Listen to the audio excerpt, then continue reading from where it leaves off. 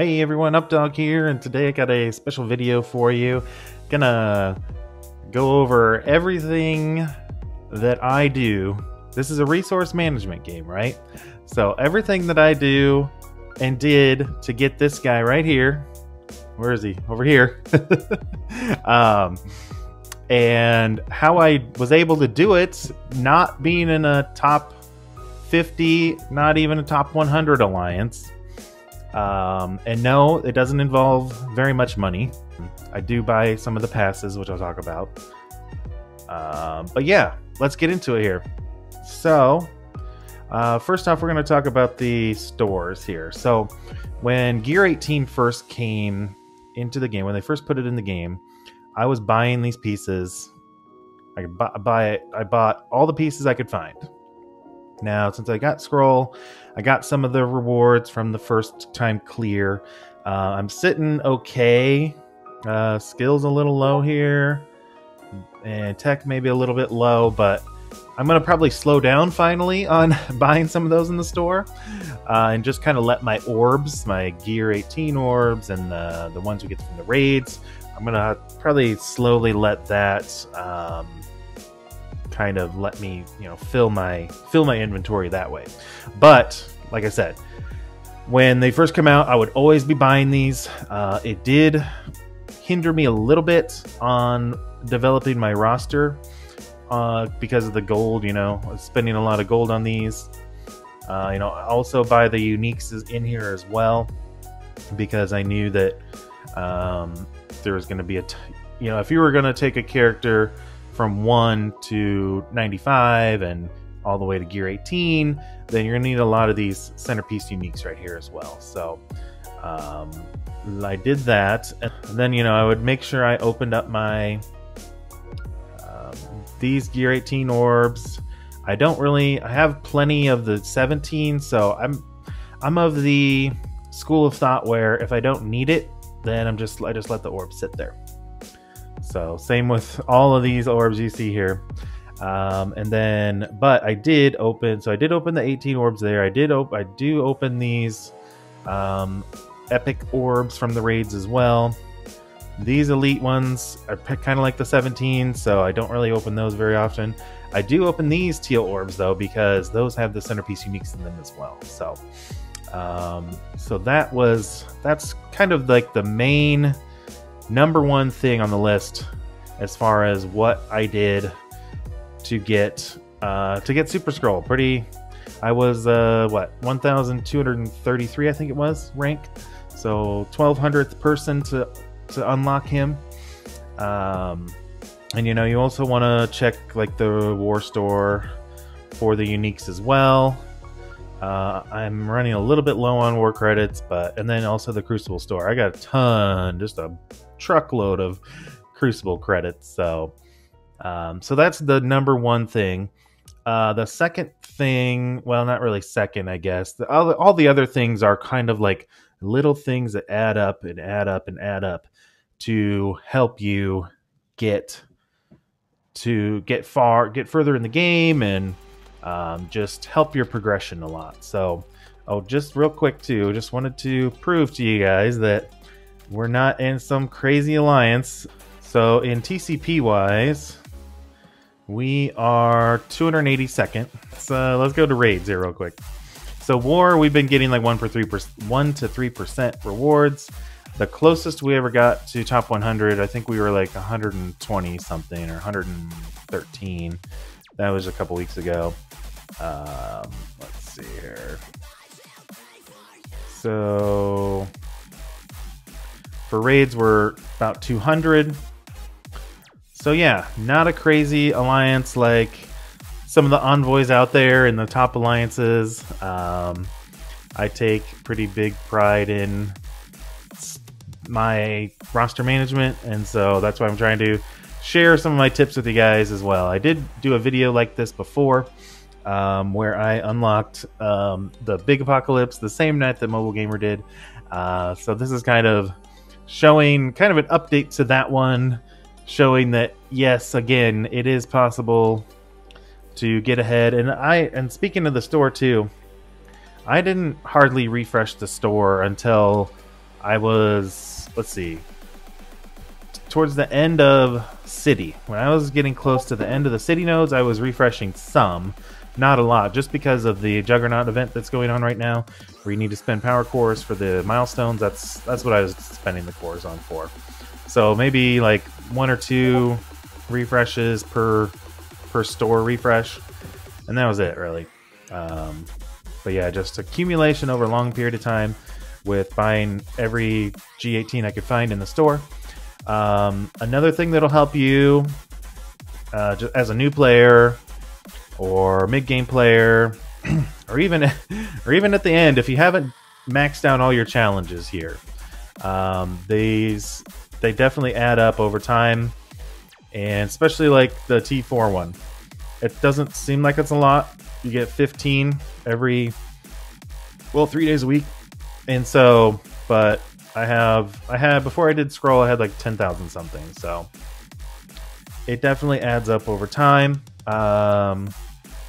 Let's see, Arena. So Arena is another big one. I feel that's the #1 most important mode that you need to focus your characters on for. And as you can tell, I have 21,000 cores up here. I've been in the top 10 in Arena for at least the last year and a half, if not 2 years. I didn't keep track of when I started getting that high in Arena, but yeah, hitting top 10, hitting even top, I'd say 20. Top 20 is pretty good.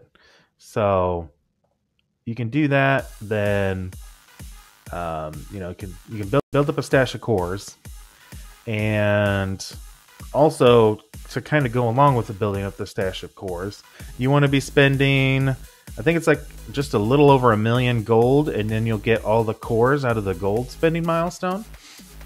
But also on top of that, if you can hit this 2040 energy for every 2 days, then you get the maximum amount of cores out of that.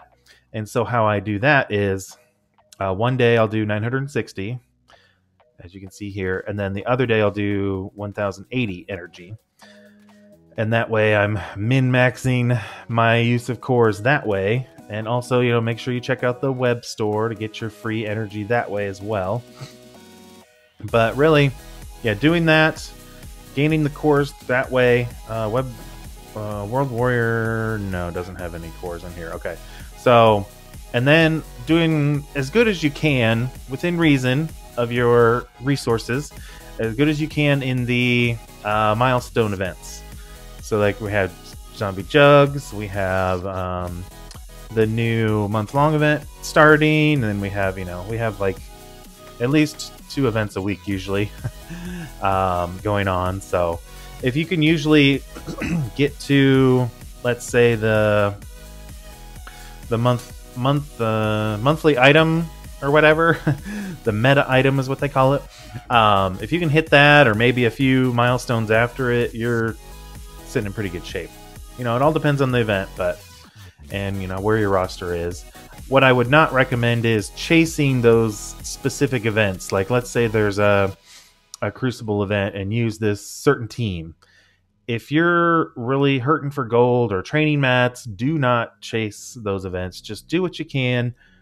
Try to get the meta item,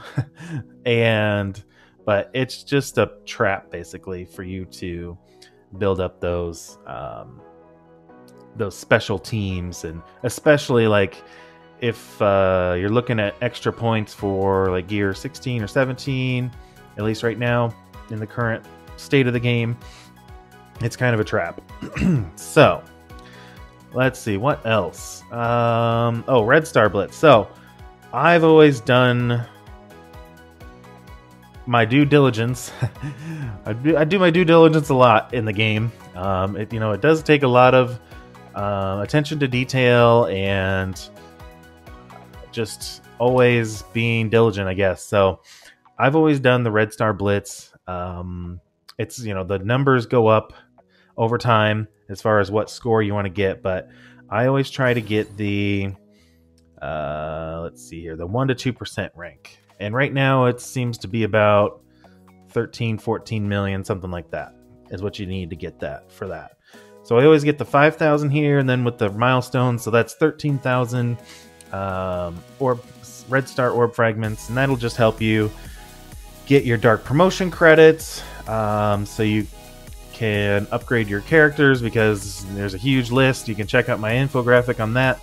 As far as how much everything's going to cost, I'm going to be doing an update here soon to put Zombie Juggernaut on there. So try to go, try to hit that 1 to 2% on the Red Star Blitz. That's what I always try to do. And then let's see, raids. So raids is obviously a big part of the game, I guess, for your alliance and everything. So try to get, if you're not in an alliance, if you're, let's say you're just breezing through raids, it's super easy. Unfortunately, the game is kind of designed for you to be in an alliance with like-minded people. So if raids aren't an issue for you, and you want an extra challenge, or you want the better rewards, then I would maybe look at going to a different alliance.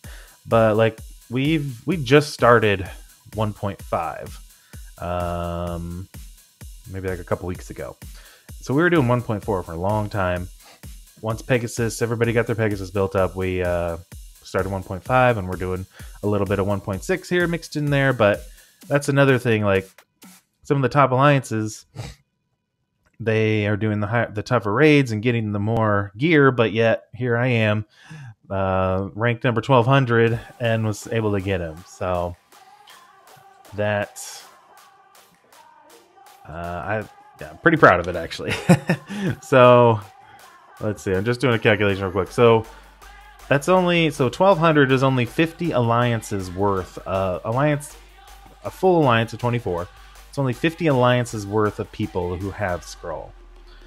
So just to kind of give that some perception on that. And then war, I'm not that great in war. I'll do okay, but sometimes I really like to try the big punch-ups, just because it feels a little bit better, like feels pretty awesome when you do that.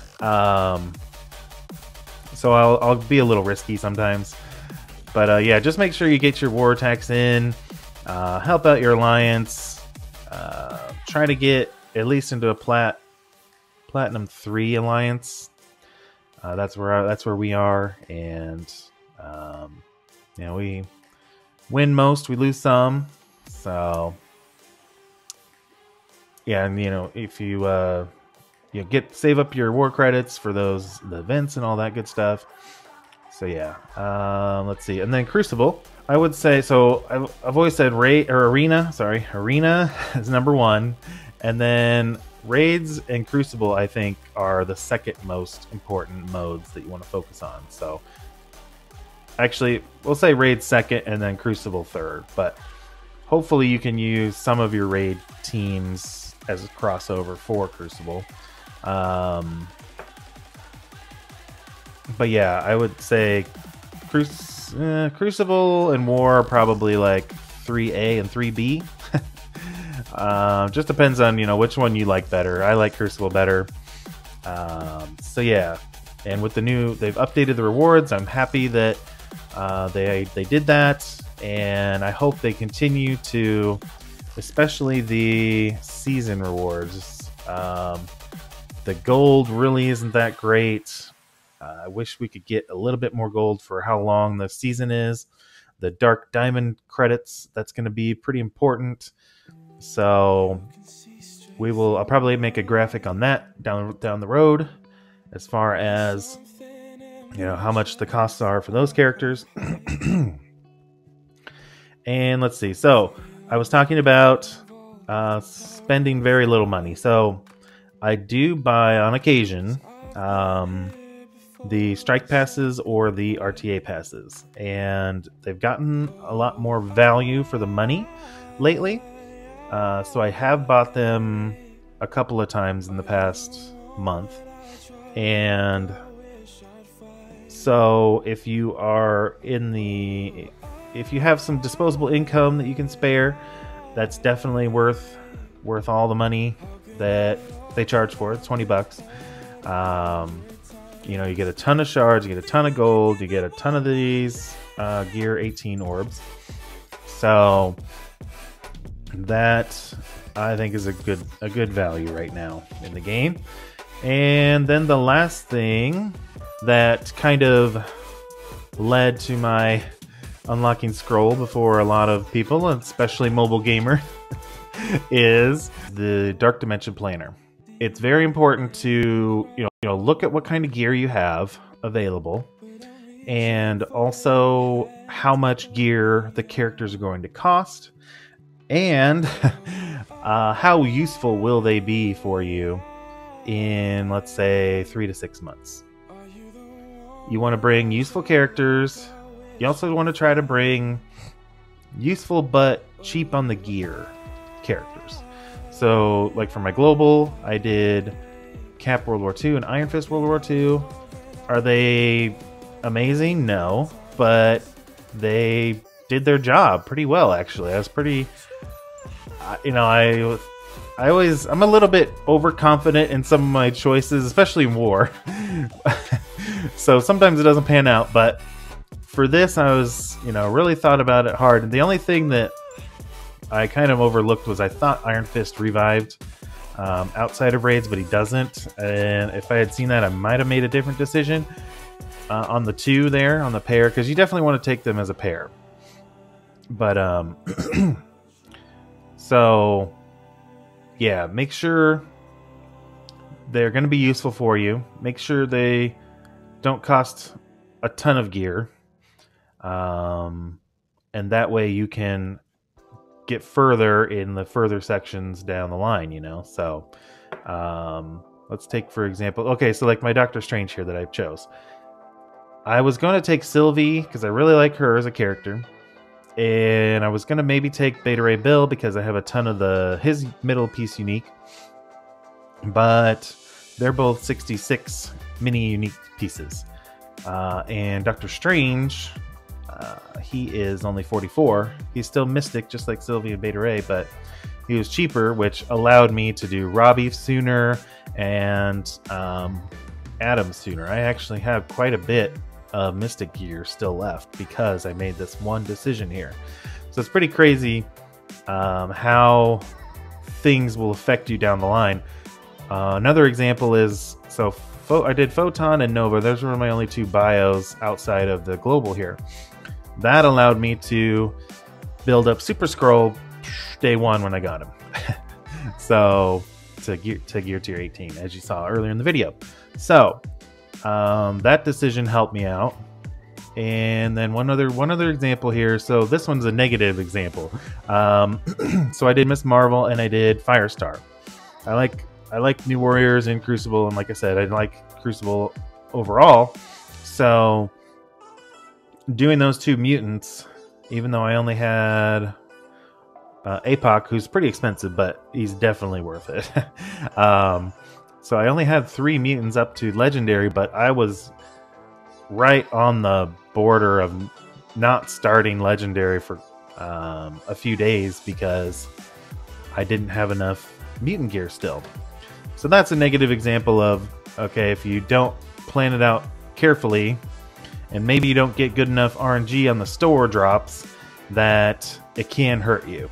So a careful plan in the Dark Dimension Planner, and you know, make sure you keep an eye. It's not active right now here. Let me see if I can. Let me just pick Nemesis here. Maybe. Why is it not working? I don't know why it's not working. Oh well. Oh, I know why. Oh, let me do Dormammu. Okay, let's do that. So yeah, just keep an eye on what gear you need, and keep in mind what you're gonna need down the road in the other sections. So yeah, that was all my tips for you, I guess. Hope this was helpful, and thanks for watching. Appreciate it. If you could like and subscribe to help grow the channel, I would also appreciate that very much. And until next time, we will catch y'all later.